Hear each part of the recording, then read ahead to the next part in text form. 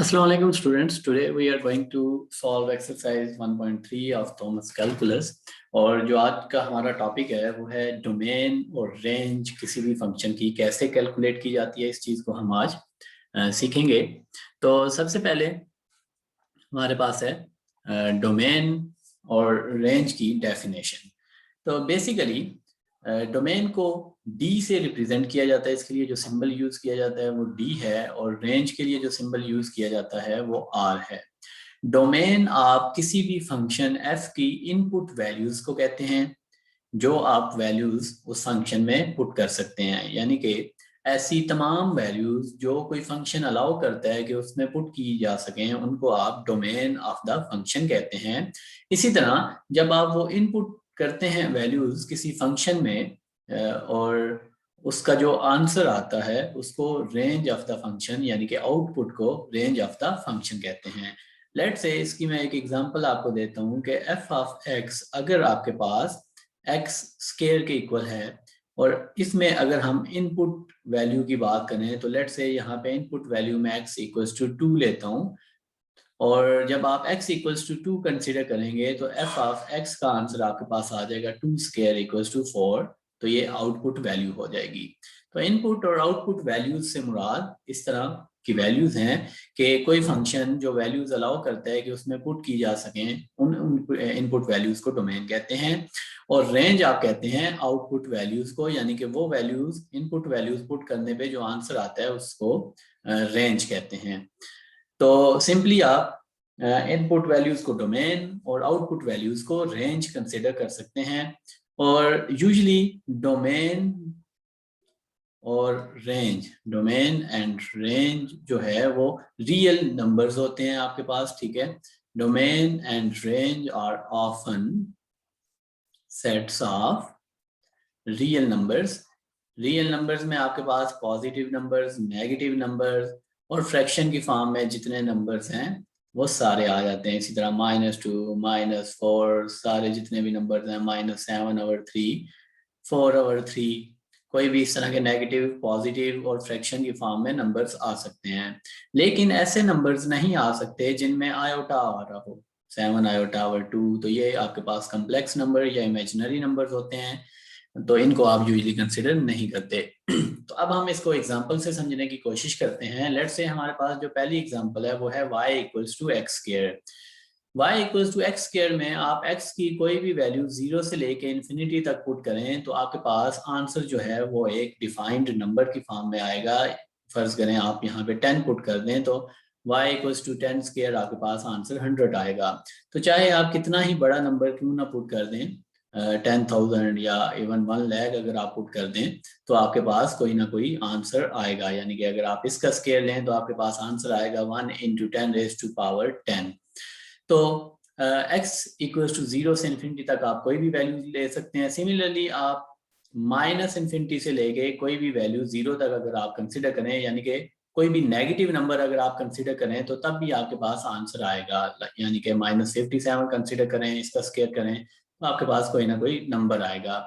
कभी भी ऐसा नहीं होगा कि आप x की कोई वैल्यू कंसिडर करें और आपके पास आंसर जो है वो आयोटा की फॉर्म में आए। हमारे पास आंसर आयोटा की फॉर्म में यानी कि कम्प्लेक्स फॉर्म में नहीं आना चाहिए, ठीक है। यानी कि अंडर रूट में हमारे पास -1 नहीं आना चाहिए। यहाँ पे इस फंक्शन में हमारे पास कोई अंडर रूट नहीं है, हमारा आंसर कभी भी कम्प्लेक्स नंबर नहीं आएगा।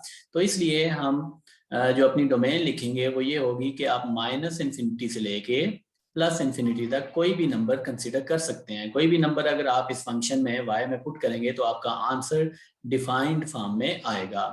उसके बाद हम रेंज पे आते हैं। तो -इन्फिनिटी से लेके +इन्फिनिटी तक हम देखते हैं कि जब हम ये नंबर्स पुट करेंगे y equals to x square में तो आपके पास आंसर्स क्या आएंगे, ठीक है। तो y equals to x square में हमारे पास जो सबसे बड़ा नंबर है, यहाँ पे दो नंबर्स हैं हमारे पास, -इन्फिनिटी और +इन्फिनिटी। अगर हम -इन्फिनिटी पुट करें y equals to x square में, अगर -इन्फिनिटी x की जगह पुट करें तो आंसर हमारा इन्फिनिटी आएगा। सिमिलरली अगर आप y equals to x square में अगर आप +इन्फिनिटी पुट करें तो तब भी आपका आंसर इन्फिनिटी आएगा, ठीक है। तो आंसर दोनों सूरतों में हमारे पास इन्फिनिटी आ रहा है, लेकिन माइनस इन्फिनिटी से लेके जब भी आप लाइन ड्रा करते हैं और उस पे एक एंड पे माइनस इन्फिनिटी है, दूसरे एंड पे प्लस इन्फिनिटी है, तो इसके दरमियान में आपके पास जीरो है। So y equals to x square में जब आप y x की जगह जीरो पुट करेंगे तो zero square equals to zero. ठीक है, तो हमारे पास जो हमारी डोमेन थी माइनस इन्फिनिटी से लेके प्लस इन्फिनिटी तक, इसमें जो हमारे पास आउटपुट वैल्यूज आ रही हैं वो जीरो पे जीरो आ रही है और इन्फिनिटी या माइनस इन्फिनिटी पे प्लस इन्फिनिटी के इक्वल आ रही है। ठीक है, तो ये हमारी रेंज हो जाएगी।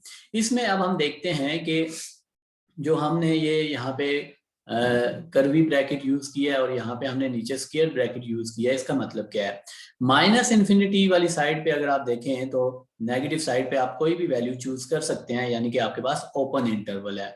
तो ओपन इंटरवल को आप रिप्रेजेंट करते हैं कर्वी ब्रैकेट से। इसी तरह प्लस इन्फिनिटी वाली साइड पे आप देखें तो इस साइड पे भी आप कोई भी नंबर चूज कर सकते हैं, बड़े से बड़ा कोई नंबर चूज कर सकते हैं। तो ओपन इंटरवल है तो इसलिए प्लस इन्फिनिटी के साथ भी हमने कर्वी ब्रैकेट बनाई है। लेकिन अब हमारे पास जब आंसर आता है तो हमारे पास जीरो से छोटा आंसर कभी भी नहीं आएगा। तो जीरो वाली साइड पे आपका आंसर यानी कि रेंज जो है वो क्लोज्ड है, तो इसलिए आपने उसे स्क्वायर ब्रैकेट से शो किया है। क्लोज्ड इंटरवल को यानी कि क्लोज्ड साइड को आप कर्वी स्क्वायर ब्रैकेट से शो करते हैं।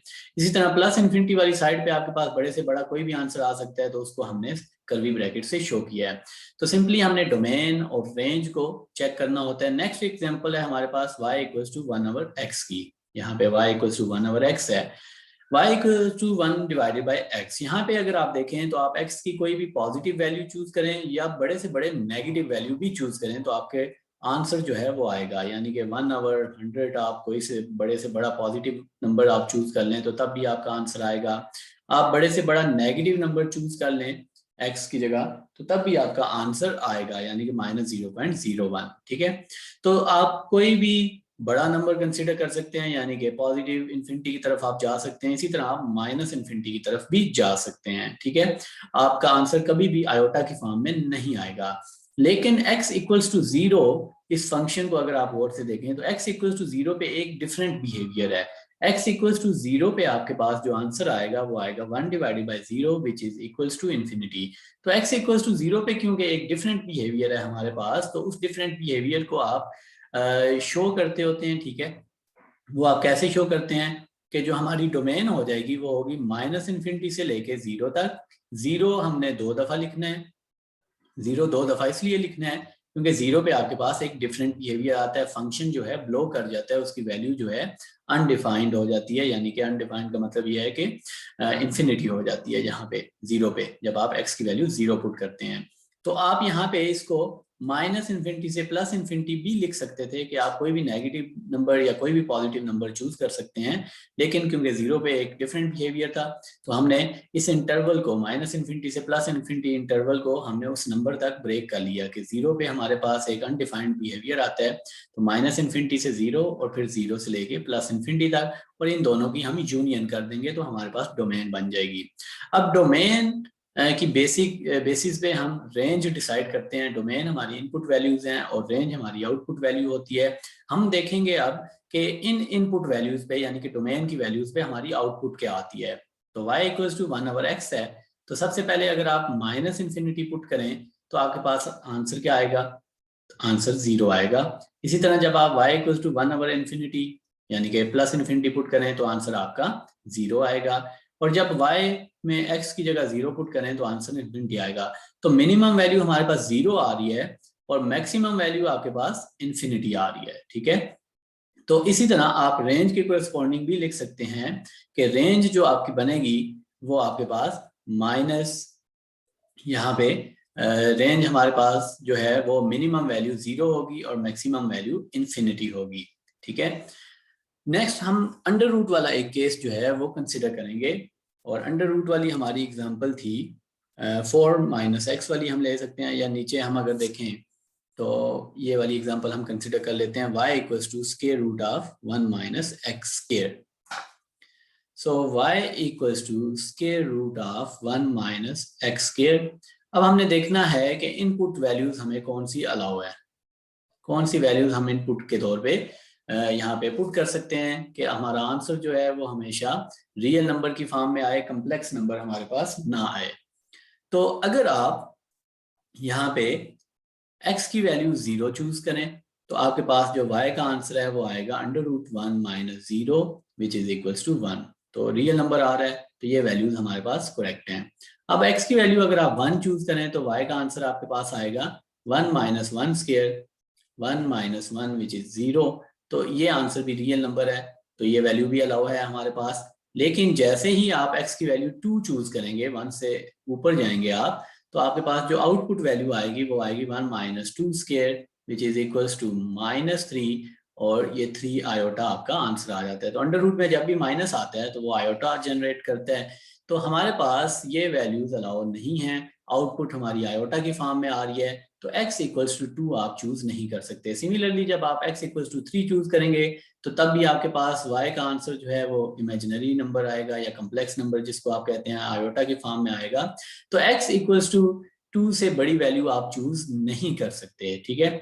सिमिलरली अगर आप x इक्वल्स टू -2 चूज करें तो आपका y का आंसर आएगा 1 - -2 whole square which is again -3 and 3 iota। तो हमारे पास अगेन कम्प्लेक्स नंबर आ रहा है, तो x इक्वल्स टू -2 और इसी तरह x इक्वल्स टू -3, ये वैल्यूज भी आप चूज नहीं कर सकते। तो जो अलाउ वैल्यूज हैं हमें वो है x equals to 0, x equals to 1 और इसी तरह x इक्वल्स टू -1। तो आपकी डोमेन हो जाएगी -1 से लेके 1 तक, ये वैल्यूज आपको अलाउड हैं। और ये क्लोज्ड इंटरवल है, तो इसको हमें रिप्रेजेंट करना चाहिए, क्योंकि हमारे पास इंटरवल जो है वो -1 पे और इसी तरह 1 पे आके रुक जाता है। तो हमें जो वैल्यूज चूज करनी चाहिए वो -1 से 1, और जो हमें ब्रैकेट्स चूज करनी चाहिए वो स्क्वायर ब्रैकेट्स चूज करनी चाहिए क्लोज्ड इंटरवल के लिए। तो यहाँ पे अगर आप देखें तो आपके पास जो डोमेन आ रही है वो -1 से +1 आ रही है। अब हम आते हैं रेंज की तरफ। तो रेंज अगर आपने कैलकुलेट करनी है तो रेंज कैलकुलेट करने के लिए हमें आउटपुट चाहिए। तो बेसिकली इन वैल्यूज पे जो आउटपुट की होंगी, इन इनपुट वैल्यूज पे जो आउटपुट होगी वो बेसिकली हमारी रेंज होगी। तो हम पुट करते हैं अपने फंक्शन में ये values y equals to 1 - x square में, जब आप -1 पुट करेंगे, x इक्वल्स टू -1 जब आप पुट करेंगे तो आपका आंसर 0 आएगा, और जब आप x इक्वल्स टू 1 पुट करेंगे आपका आंसर अगेन 0 आएगा, और जब आप x इक्वल्स टू 0 पुट करेंगे तो y का आंसर आपके पास 1 आएगा। तो मिनिमम वैल्यू आपके पास 0 आ रही है और मैक्सिमम वैल्यू आपके पास 1 आ रही है। मैक्सिमम आउटपुट 0 और मिनिमम आउटपुट 1 आ रही है। तो हमारी जो रेंज हो जाएगी वो हो जाएगी 0 से लेके 1 तक, यानी कि ये वैल्यूज आप चूज कर सकते हैं। तो 0 हमारे से लेके 1 तक रेंज आ जाएगी हमारी, और डोमेन हमारी आ जाएगी -1 से लेके 1 तक। तो ये हमारे पास रेंज आ गई 0 से 1 तक। अब यहाँ पे इस फंक्शन में y इक्वल टू 1 और x में 0 से इन्फिनिटी तो हमने अपनी रेंज लिखी थी 0 से लेके इन्फिनिटी तक, लेकिन -इन्फिनिटी से 0 तक रेंज कैसे आती है इस चीज को हम डिस्कस कर लेते हैं। तो हमारे पास जो फंक्शन था y equals to 1 divided by x का, इसकी डोमेन आपने कैलकुलेट की थी -इन्फिनिटी से 0 यूनियन 0 से लेके इन्फिनिटी तक, ठीक है। तो ये हमारी डोमेन बनती थी। 0 पे एक डिफरेंट बिहेवियर था, वैल्यू जो है फंक्शन की ब्लो कर जाती है, तो उसकी वजह से हमने 0 को शो किया, एक्सप्लिसिटली हमने उसे शो किया। अब हम रेंज देखते हैं। तो अगर आप कोई नेगेटिव नंबर जब लेंगे, जब आप यहाँ पे कोई नेगेटिव नंबर कंसिडर करते हैं, तो हमारे पास लेट्स से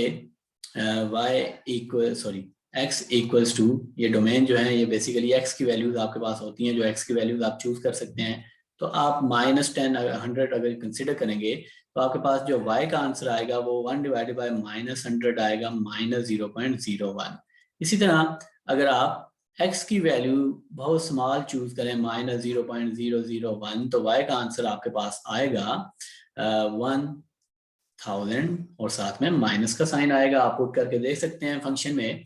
तो आपके पास जो y के आंसर्स आएंगे, यानी कि जो आउटपुट वैल्यूज आपके पास आएंगी वो इंतहाई बड़ी भी हो सकती हैं नेगेटिव साइड पे, यानी कि -1000 आई है, इसी तरह आपके पास -1 × 10⁻10 आ सकती है। कोई भी वैल्यू नेगेटिव साइड पे बहुत बड़ी वैल्यू आ सकती है। तो -इन्फिनिटी से लेके और जब आप इन्फिनिटी चूज करेंगे तो आपके पास आंसर 0 आएगा। सिमिलरली जब आप पॉजिटिव वैल्यूज कंसिडर करें x की, यानी कि x इक्वल्स टू 0.001, तो आपके पास y का आंसर उस टाइम आएगा 1 डिवाइडेड बाई 0.001, और ये आंसर आपके पास बन जाएगा, यहाँ पे एक और 0 लगा लें तो आपके पास आंसर आएगा 1 × 10⁻⁴। इसी तरह x की कोई और आप वैल्यू जब चूज करेंगे तो आपका आंसर प्लस इन्फिनिटी की तरफ, यानी कि कोई भी बहुत बड़ा आंसर आ सकता है, और जब x की वैल्यू आप 0 कंसीडर करेंगे तो y का आंसर 1/0 इक्वल्स टू इन्फिनिटी आ सकता है। और साथ में यहाँ पे अब आप जब शो करेंगे, ये हमने छोटे नंबर्स के लिए आउटपुट चेक कर ली।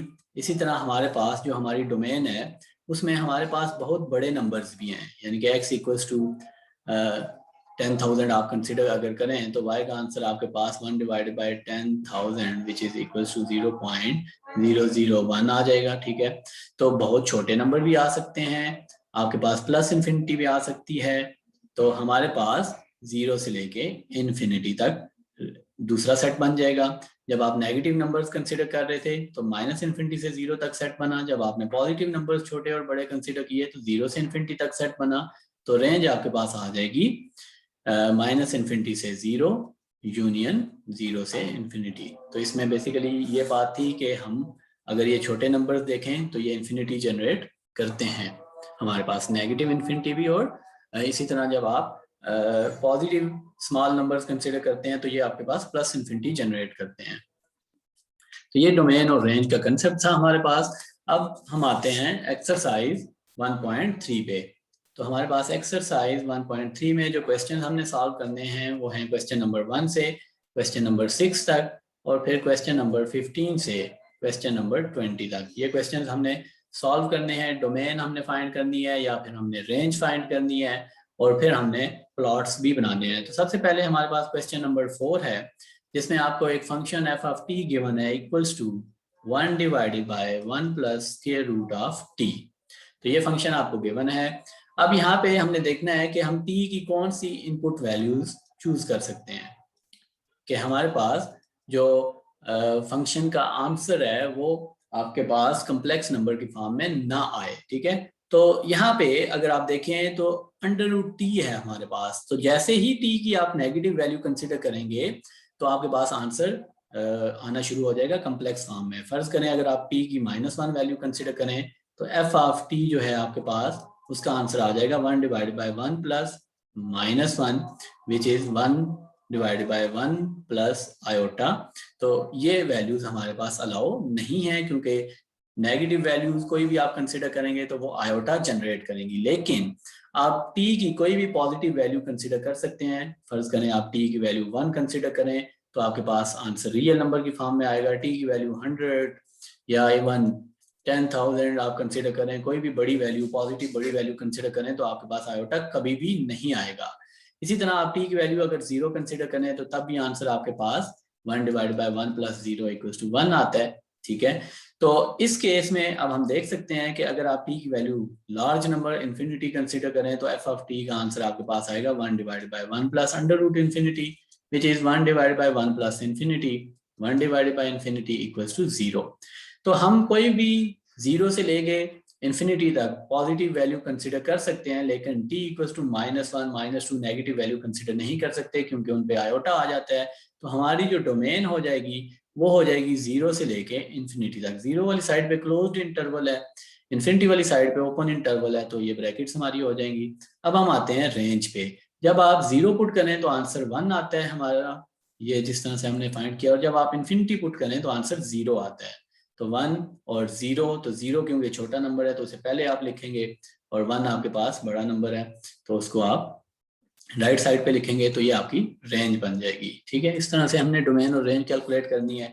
अब हम आते हैं क्वेश्चन नंबर 16 पे, और जिसमें हमने डोमेन फाइंड करनी है और फिर हमने फंक्शन का ग्राफ बनाना है। अगर हमें डोमेन पता हो तो हम फंक्शन का ग्राफ इजीली बना सकते हैं। तो एफ ऑफ एक्स हमें गिवन है 1 - 2x - x²। इस फंक्शन में अगर आप देखें तो आपके पास कोई भी आयोटा नहीं है। तो जब कोई भी हमारे पास आयोटा नहीं है, सॉरी हमारे पास यहाँ पे अंडर रूट नहीं है, तो जब आपके पास अंडर रूट ना हो तो कभी भी आयोटा नहीं आ सकता, क्योंकि आयोटा जो है वो हमेशा अंडर रूट -1 के इक्वल होता है, तो आयोटा हमेशा अंडर रूट की वजह से जनरेट होता है, तो यहाँ पे हमारे पास कोई भी अंडर रूट नहीं है, तो डोमेन हमारी फिर -∞ से +∞ तक हो जाएगी, यानी कि हम कोई भी नेगेटिव नंबर और कोई भी पॉजिटिव नंबर कंसिडर कर सकते हैं। अब हमने ग्राफ बनाना है, तो जिस तरह एक्सरसाइज 1.2 में हमने डिस्कस किया था ग्राफ बनाने का तरीका, सबसे पहले हम x की कोई वैल्यूज कंसीडर करेंगे, तो बहुत ज़्यादा वैल्यूज आपको कंसीडर करने की ज़रूरत नहीं है, सिंपल आप थोड़ी सी नेगेटिव वैल्यूज और थोड़ी सी पॉजिटिव वैल्यूज कंसीडर कर लें। सो -3 से लेके +3 तक हम वैल्यूज कंसीडर कर लेते हैं, 1, 2 और 3। तो y के आंसर्स हमारे पास क्या आ जाएंगे, फर्ज करें अगर आप हमारे पास y की बजाय f(x) है, तो f(x) में अगर आप x की जगह 3 पुट करें तो हमारा आंसर क्या आएगा, पहला नंबर हमारा -3 है, तो -3 पुट करते हैं, -3 होल स्क्वायर, तो 1 + 6 -9, तो आपका आंसर आएगा -2 आपका आंसर आ जाएगा।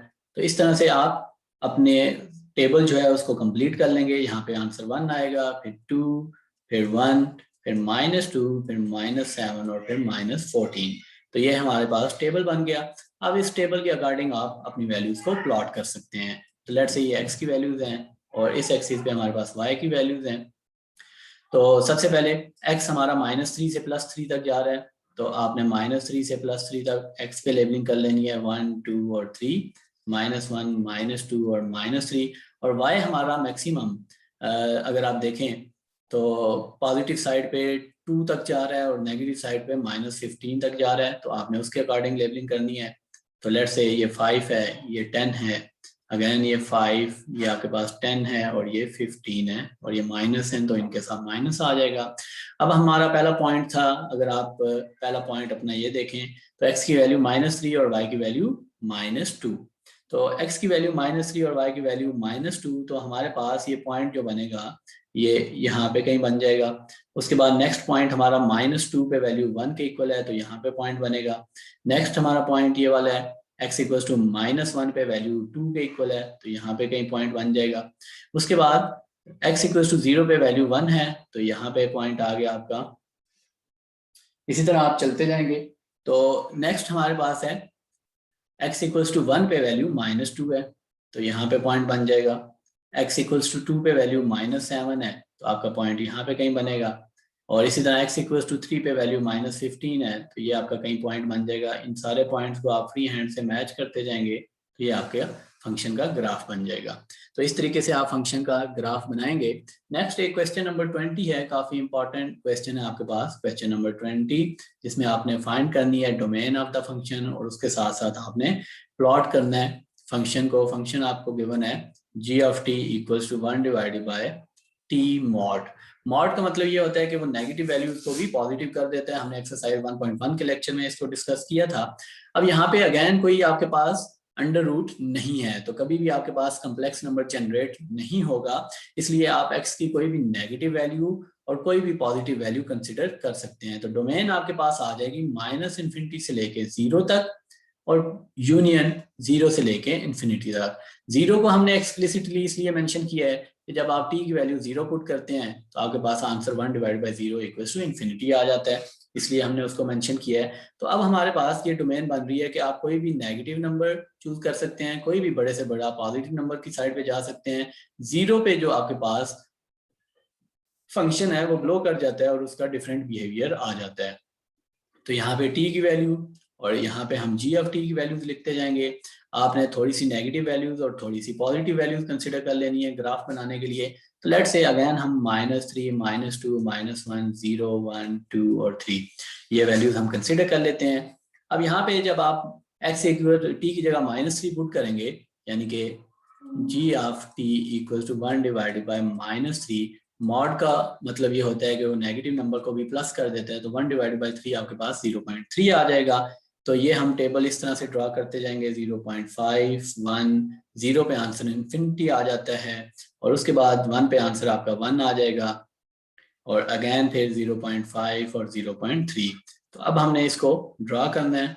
तो ये हमारे पास t एक्सिस हो जाएगा, इस एक्सिस पे हमारे पास g आ जाएगा, g(t), क्योंकि हमारे पास जो फंक्शन है वो g(t) है, उसको y एक्सिस पे शो करते होते हैं, और जो हमारे पास वेरिएबल है वो t है, उसको आप x एक्सिस पे शो करते होते हैं।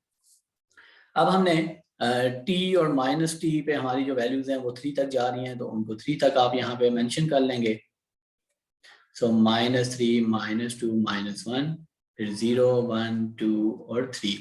और इसी तरह जो हमारे पास y एक्सिस पे यानी कि जी ऑफ टी की जो वैल्यूज हैं वो मैक्सिमम 1 तक जा रही हैं, तो इसको 1 कर लें आप, ठीक है। और उसके बाद हमारे पास यहाँ पे 0.5 आ जाएगा। अब हमारा जो पहला पॉइंट है वो पॉइंट है हमारे पास 0.3 आती है जी की value at T equals to -3। तो ये पॉइंट आपका यहाँ पे कहीं बन जाएगा, ठीक है जी। तो यहाँ पे हमने इसको ड्रॉ कर लिया। -2 पे वैल्यू 0.5 है, तो ये पॉइंट बन जाएगा। -1 पे वैल्यू 1 के इक्वल है, तो यहाँ पे पॉइंट बनता है। 0 पे वैल्यू इन्फिनिटी है और इन्फिनिटी को हम शो नहीं कर सकते। जब आप इन्फिनिटी को शो नहीं कर सकते तो आपने उस साइड पे एरो मेंशन कर देना है कि ये बेसिकली जब 0 को फंक्शन अप्रोच करेगा तो उसकी वैल्यू बहुत ज्यादा लार्ज होती जाएगी और वो इन्फिनिटी को अप्रोच कर जाएगा, तो एरो से हम शो कर देंगे। फिर अगेन हमारे पास 1 पे वैल्यू 1 के इक्वल है और 2 पे वैल्यू 0.5 है और 3 पे वैल्यू हमारे पास 0.3 है।